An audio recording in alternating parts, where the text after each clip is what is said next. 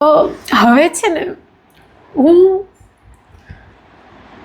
હું છે ને હું રડવાથી પહેલાં તો બહુ દૂર રહેવા માગતી હોઉં છું, પણ આજે છે ને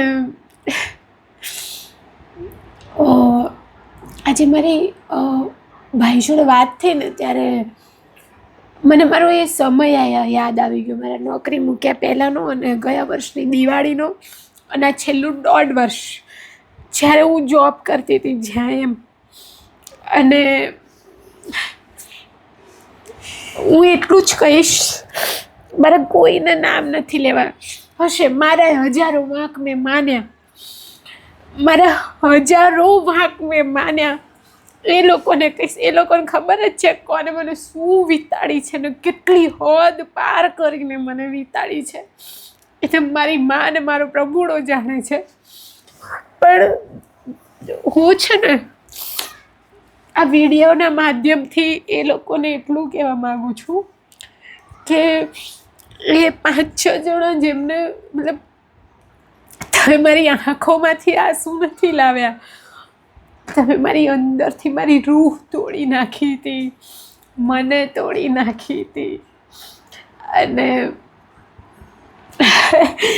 જ્યારે મેં એવા વિડીયો જોયા હતા ને કે કોઈ માણસ જ્યારે અંદરથી સાવ તૂટી જાય અને એને બહુ જ ડિપ્રેશન, બહુ જ ટેન્શન આવી જાય, ત્યારે પણ કેન્સરના સેલ એક્ટિવ થવાનું શરૂ કરે છે. તો છેલ્લા 4 મહિનાથી જ્યારે મેં એ વિડીયો જોયા અને એ બધું મેં જ્યારે મારી વાત થઈ કેટલાક લોકો જોડે, તો મેં એક જ અફસોસ કર્યો છે કે મેં જોબ કેમ વહેલા ના મૂકી દીધી, એ સમયે કેમ ના મૂકી દીધી જ્યારે મતલબ પાળ તૂટે ને પાણી બહુ વધારે વહી ગયું હતું. તો તમે લોકોએ તો ખાલી કોઈ એક વ્યક્તિને ટોર્ચર નહીં કરી, બધાએ મળીને તમે છે ને કોકનું આખું પરિવાર ભાગી નાખવાની પ્રક્રિયામાં બહુ મજાનો ભાગ ભજવ્યો છે. અને હું ક્યારે પ્રભુડાને માને એવું નહીં કહું કે આ તે જોઈ લેજે, આ તે તમારા લોકો માટે નહીં, કે તમારા લોકો માટે સજા એ જ હશે કે હું આ પરિસ્થિતિમાં, ત્યારે મને રડાવવામાં કંઈ બાકી નહોતું રાખ્યું, અને હું આ પરિસ્થિતિમાં હજુ હસતી રહીશ અને મજાની રહીશ. બસ એ જ તમારા લોકોની સજા છે, જે તમે 5-6 જણાએ મળીને જીવન.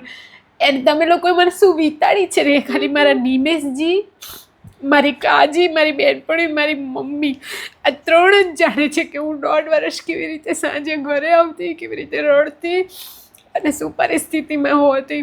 મને આજે એ બધું યાદ આવે છે તો મને રડી લેવું છે કે ભાઈ તમે લોકોએ કેટલી હદે કોઈકની દીકરીને તોડી નાખી હતી એમ.